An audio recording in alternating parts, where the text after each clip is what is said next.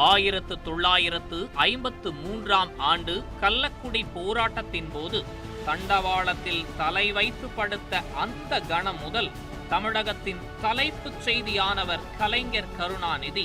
அன்று தமிழக அரசியல் களத்தில் அவர் பற்ற வைத்த கொள்கை நெருப்பு அவர் இறந்த பிறகும் இன்றளவும் அனலை கக்கிக் கொண்டிருக்கிறது. கிட்டத்தட்ட 66 ஆண்டுகளாக இந்தியாவின் கவனத்தை தன் பக்கம் ஈர்த்த அரசியல் ஆளுமை கலைஞர். 50 ஆண்டுகளுக்கு முன்பு திருமண வீடுகளில் எல்லாம் இந்தி இசைதான் ஒலிக்கும். நம் தமிழகத்திலும் இந்தி பாடல்கள்தான் டீக்கடைகள் தொடங்கி பல இடங்களிலும் ஆக்கிரமித்திருந்தன.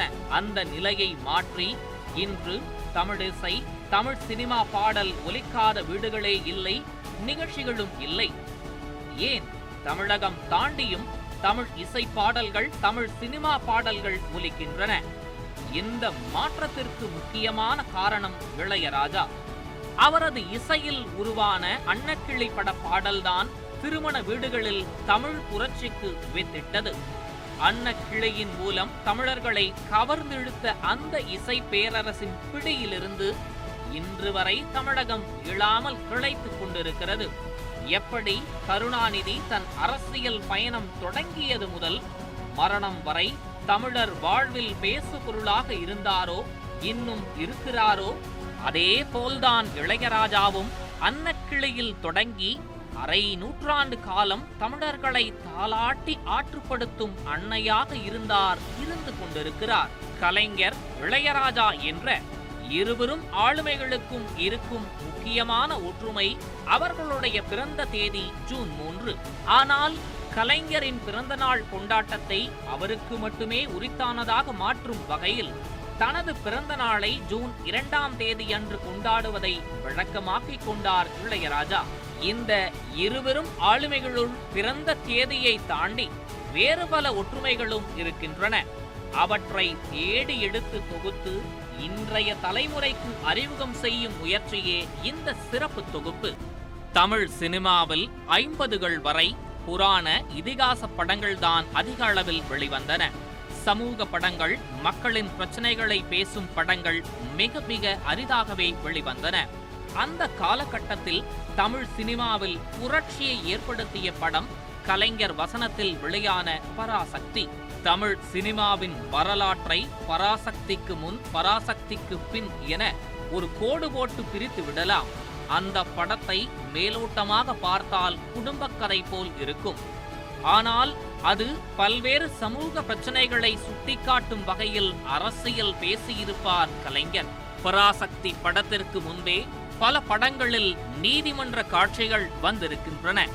ஆனால் பராசக்தி திரைப்படத்திற்கு பிறகுதான் கிளைமேக்ஸ் காட்சியில் ஒளிபரக்கும் நீதிமன்ற வசன காட்சிகள் என்ற புது பாணி உருவானது. பராசக்தியில் கலைஞர் உருவாக்கி கொடுத்த அந்த பாணி இன்று ஆன்லைனில் வெளியான பொன்மகள் வந்தாள் வரை தொடர்கிறது.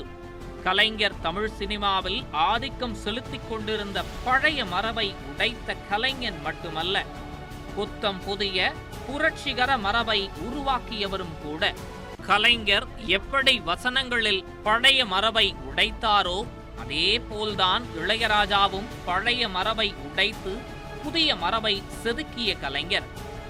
வடக்கத்திய இசைக்கும் கர்நாடக இசைக்கும் மட்டுமே முக்கியத்துவம் இயந்திருந்த காலகட்டத்தில் இளையராஜாவின் அன்னக்கிளி மாபெரும் தமிழிசை புரட்சியை ஏற்படுத்தியது. இளையராஜாவின் இசை வண்ணத்தில் திருமண மண்டபங்களிலும் கிராமத்து வீதிகளிலும் தமிழ் பாடல்களின் மனம் வீசத் தொடங்கியது. கிராமிய இசையை, கிராமத்து மக்களின் மண் வாசனையை இளையராஜா பயன்படுத்திய விதம் தமிழர்களின் இதயங்களை களவாடியது. நம் மக்களின் மொழியை நமது இசையில் பேச நம்மிலிருந்து ஒருவன் வந்துவிட்டார் என கிராமங்கள் இளையராஜாவை ஒலிபெருக்கிகள் மூலம் கொண்டாடி மகிழ்ந்தன. அன்று பறக்கத் தொடங்கிய இளையராஜாவின் இசைக்கொடி இன்றும் கம்பீரமாக பறந்து கொண்டிருக்கிறது. கலைஞர் நடத்திய இந்தி திணிப்புக்கு எதிரான போராட்டங்கள் தமிழகத்தில் உணர்வலைகளை கிளப்பியவை. ஆனால் வடக்கத்திய ஆதிக்கத்திற்கு எதிராக அவர் நடத்திய ஒரு போராட்டம் தமிழகத்துக்கும் கலைஞருக்கும் சேர்த்தே ஓர் அடையாளத்தை கொடுத்தது. அது டால்மியாபுரம் என்கிற பெயரை கள்ளக்குடி என்ற பழைய பெயரையே மீண்டும் சூட்ட வேண்டும் என்பதற்காக நடத்திய போராட்டம்தான். வடவர் அடையாளம் தமிழினத்தின் அடையாளத்தை அழிக்கிறது என்று கொதித்தெழுந்த தமிழர் நெஞ்சங்களில் நம்பிக்கையை விதைத்த தீரமிகு போராட்டம் அது.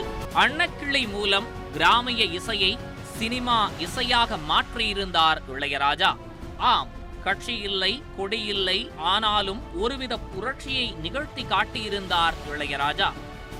இந்தி திணிப்பின் மீதான எதிர்ப்பை அரசியல் மேடைகளில் செய்த கலைஞர் வடவர் எதிர்ப்பு அரசியலை தண்டவாளத்தில் தலை வைத்து படுத்து போராடி வெளிப்படுத்தினார்.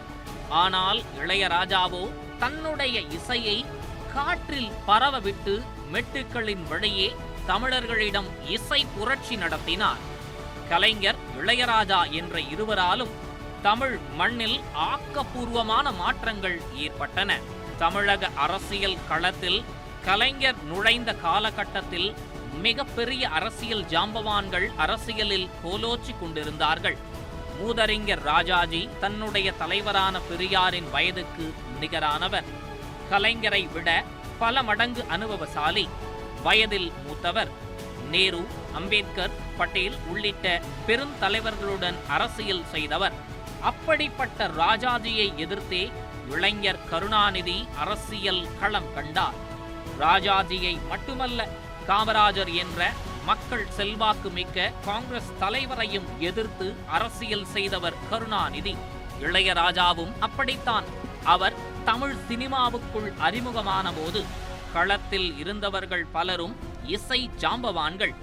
KV Mahadevan, MS Viswanathan, GK Venkatesh என்று பலரும் தமிழ் சினிமாவில் ஆதிக்கம் செலுத்திக் கொண்டிருந்தனர்.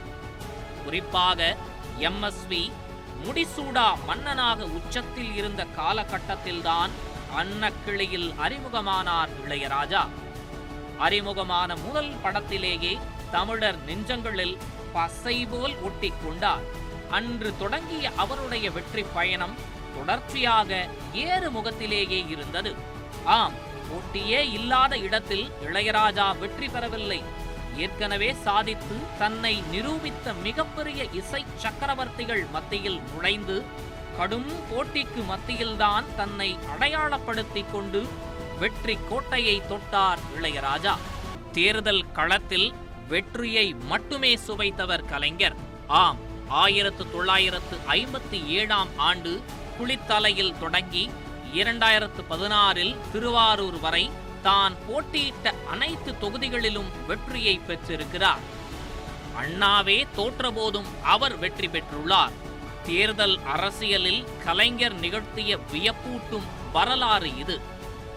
இளையராஜாவுக்கும் அப்படியான வரலாறு உள்ளது. அற்புதமான இசையமைப்பாளராக அவர் இசையமைத்த எந்த ஒரு திரைப்படமும் எளிதில் வெற்றி பெறும் என்பது 80களிலும் 90களிலும் நிகழ்த்தப்பட்ட சாதனை. சில சமயங்களில் படங்கள் எவ்வளவு சுமாராக வெளிவந்திருந்தாலும் அந்த படங்களில் இளையராஜாவின் இசையும் பாடல்களும் மட்டும் சோடை போகாது. இளையராஜாவின் இசையில் வெளிவந்த சில பாடல்கள் நம் மனதில் நிறைந்திருக்கும். அந்த படத்தின் நாயகன் யார் என்பதோ இயக்குனர் யார் என்பதோ நமக்கு தெரியாது. ஆனால் இசை மட்டும் நம் மனத்தில் இருக்கும். அதுதான் இளையராஜா. வணிக ரீதியாக வெற்றி பெறாத படங்களில் கூட இளையராஜாவின் இசை உயிர்ப்புடன் இருந்திருக்கிறது. உதாரணத்திற்கு காதலுக்கு மரியாதை ஃபாசில் இயக்கத்தில் விஜய் நடித்து மிகப்பெரிய வெற்றி பெற்ற படம். அதற்கு இசையமைத்தவர் இளையராஜா. அந்த படத்தின் வெற்றிக்கு பிறகு அதே கூட்டணியில் கண்ணுக்குள் நிலவு என்ற ஒரு திரைப்படம் வந்தது. நடிகர் விஜய், ஷாலினி, ஃபாசில், இளையராஜா கூட்டணியில் வெளிவந்த அந்த படம் வணிக ரீதியாக மிகப்பெரிய தோல்வியை சந்தித்தது. ஆனால் அந்த படத்திலும் இளையராஜாவின் இசை ஏமாற்றம் தரவில்லை. காதலுக்கு மரியாதை திரைப்படத்தின் பாடல்கள் எந்த அளவிற்கு வெற்றி பெற்றதோ அந்த அளவிற்கு ரசிகர்கள் மனதை கொள்ளை கொண்டது கண்ணுக்குள் நிலவு திரைப்படத்தின் பாடல்கள். அதுதான் இளையராஜா. திரைப்படம் தோற்கலாம், திரைப்பட இயக்குனர் ரசிகர்களின் இதயங்களை வெற்றி கொள்வதில் தோல்வி அடையலாம், நாயகன் தனது ரசிகர்களை திருப்திப்படுத்த தவறலாம். ஆனால் இளையராஜா தனது கடமையை செவ்வனே செய்திருப்பார். அதனால்தான் அவர் இளையராஜா. ஆம், இசைக்கு ராஜா. கலைஞர் என்றால் திராவிட இயக்கம். திராவிட இயக்கத்தின் அசைக்க முடியாத தூண். திராவிட இயக்க முன்னோடி. இப்படித்தான் இளைஞர்களுக்கு வரலாறு சொல்லித் தந்துள்ளது. அது உண்மையும் கூட. ஆனால் கலைஞர் எப்போதும் தன்னை ஒரு கம்யூனிஸ்ட் என்று பெருமையுடன் கூறுவார். பெரியாரை சந்தித்திருக்காவிட்டால் நான் கம்யூனிஸ்ட் ஆகியிருப்பேன் என்று மேடைகளில் சொல்லியிருக்கிறார் கலைஞர். தனது இளைய மகனுக்கு அவர் ஸ்டாலின் என்று பெயர் வைத்தது அவருக்குள் இருக்கும் கம்யூனிஸ்டின் வெளிப்பாடுதான். கலைஞர் கடைசியாக சந்தித்த தேர்தல் 2016 சட்டமன்ற தேர்தல். அந்த தேர்தலில் தனது கட்சி ஆட்சி அமைக்கும் வாய்ப்பை தவறவிட்டு விட்டது என்பதை விட கம்யூனிஸ்ட் கட்சி உறுப்பினர்கள் யாருமே இடம்பெறாத ஒரு சட்டமன்றம் அமைந்து விட்டதே என்றுதான் கலைஞர் கலங்கினார். அந்த அளவிற்கு இடதுசாரி தத்துவத்தின் மீது அளப்பரிய பற்றையும் பாசத்தையும் வைத்திருந்தவர் கலைஞர். அவருடைய இறுதி பயணத்தை தொலைக்காட்சியில் பார்த்துவிட்டு மூத்த கம்யூனிஸ்ட் தலைவர் சங்கரையா கண்கள் கலங்கியவாறு போய் வாருங்கள் தோழரே என்பது போல் கையசைக்கும் காட்சியை அவ்வளவு எளிதில் நம்மால் மறந்துவிட முடியாது. அந்த மூத்த பொதுவுடைமை தோழரின் கலங்கிய கண்கள் சொல்லும் கலைஞரின் இடதுசாரி காதலை. இளையராஜாவின் பாரம்பரியமும் இடதுசாரி தத்துவத்துடன் நெருக்கமான பிணைப்பை கொண்டதுதான். ஆம், இளையராஜாவின் அண்ணன் பாவலர் வரதராஜன் கம்யூனிஸ்ட் கட்சியில் ஒரு முக்கிய அங்கமாக திகழ்ந்தவர். எந்த அளவிற்கு என்றால் தமிழகம் மட்டுமில்லாமல் கேரளம் போன்ற பக்கத்து மாநிலங்களுக்கு சென்று கம்யூனிஸ்ட் கட்சிக்கு ஆதரவாக தேர்தல் பிரச்சாரம் செய்யும் அளவிற்கு கட்சியின் மீது அளப்பரிய பற்று கொண்டவராக இருந்தவர் பாவலர் வரதராஜன். அண்ணன் வரதராஜன் கம்யூனிஸ்ட் கட்சிக்கு பிரச்சாரம் செய்ய மேடை ஏறும்போது உடன் சென்றவர் இளையராஜா. 1957 ஆண்டு கேரளாவில் நடந்த இடைத்தேர்தலின் போது கம்யூனிஸ்ட் வேட்பாளருக்கு ஆதரவாக பிரச்சாரம் செய்ய சென்றார் பாவலர் வரதராஜர். அப்போது அவருடன் இளையராஜாவும் சென்றிருந்தார். சிக்கிக்கிட்டு முழிக்குதம்மா வெட்கம் கெட்ட காளை 2 என்ற பாடல் பிரச்சாரத்தில் பலத்த அதிர்வுகளை ஏற்படுத்தியது. காரணம், காங்கிரஸ் கட்சியின் சின்னம் இரட்டை காளை. அந்த இடைத்தேர்தலில் கம்யூனிஸ்ட் கட்சி வெற்றி பெற்றது. அதன் காரணமாக கேரளாவில் கம்யூனிஸ்ட் ஆட்சி அமைந்தது. பின்னர் பேசிய முதலமைச்சர் EMS நம்பூதிரிப்பாட் இந்த வெற்றிக்கு முழுமையான காரணம் பாவலர் வரதராஜன் என்று பாராட்டினார். அதன் பிறகு கம்யூனிஸ்ட் கட்சிகள் நடத்திய மாநாடுகள், பாண்டிச்சேரி தேர்தல் என்று பல அரசியல் மேடைகளில் பாவலர் வரதராஜனுடன் இணைந்து பங்கேற்றார் இளையராஜா.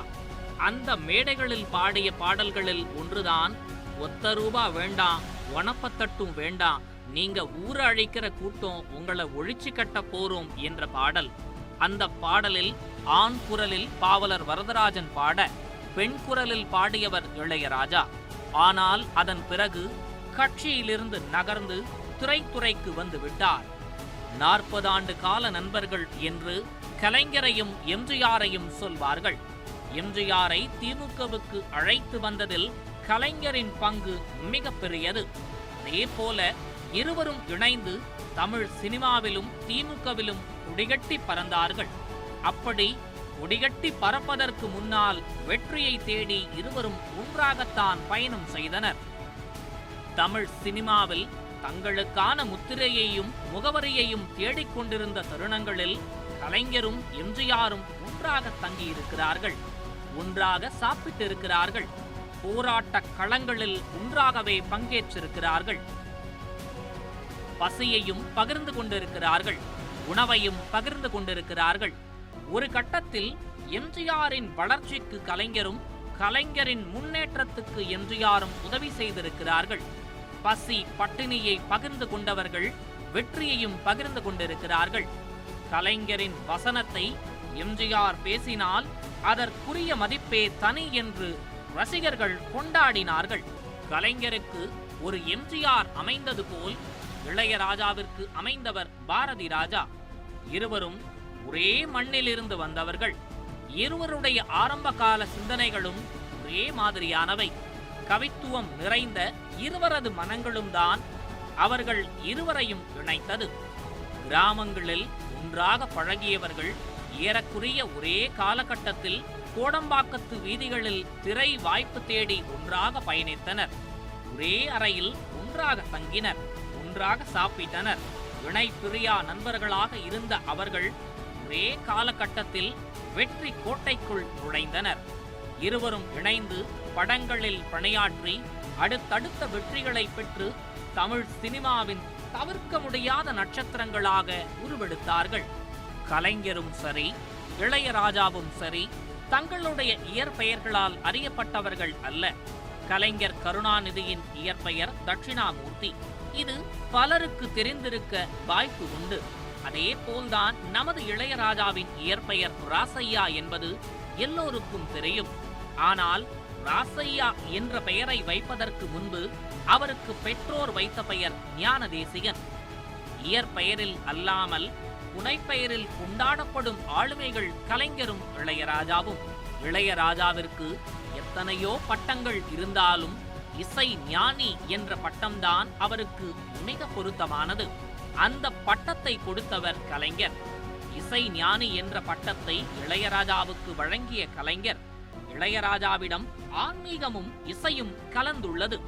ஆகவேதான் அவருக்கு நான் இசைஞானி என்ற பட்டத்தை வழங்கினேன் என்றார். கலைஞரின் வார்த்தைகளை கேட்டு நெகிழ்ந்து போன இளையராஜா, இசை ஞானி என்பது 63 நாயன்மார்களில் ஒருவராகிய சுந்தரரின் தாயார் பெயர் என்று கலைஞரிடம் கூற, அது எனக்கு தெரியும், அதனால்தான் அந்த பட்டத்தை உங்களுக்கு வழங்கினேன் என்று சொல்லி சிரித்தார். கோடிக்கணக்கான ஆத்திக தொண்டர்களை கொண்ட நாத்திக தலைவர் கலைஞர் என்றார். கோடிக்கணக்கான நாத்திக ரசிகர்களின் இதயத்தில் குடிகொண்டிருக்கும் ஆத்திக பற்றாளர் இளையராஜா. உண்மையில் நாத்திகர் ஆத்திகர் என்று கலைஞரையும் இளையராஜாவையும் வர்ணிப்பது என்பது மேலோட்டமான பார்வைதான். ஆனால் அவர்கள் இருவரும் தாங்கள் எடுத்துக்கொண்ட பணியில் முழு வீச்சுடன் செயல்பட்டு தமிழர் இதயங்களில் கோலோச்சிக் கொண்டிருக்கும் நிரந்தர ராஜாக்கள்.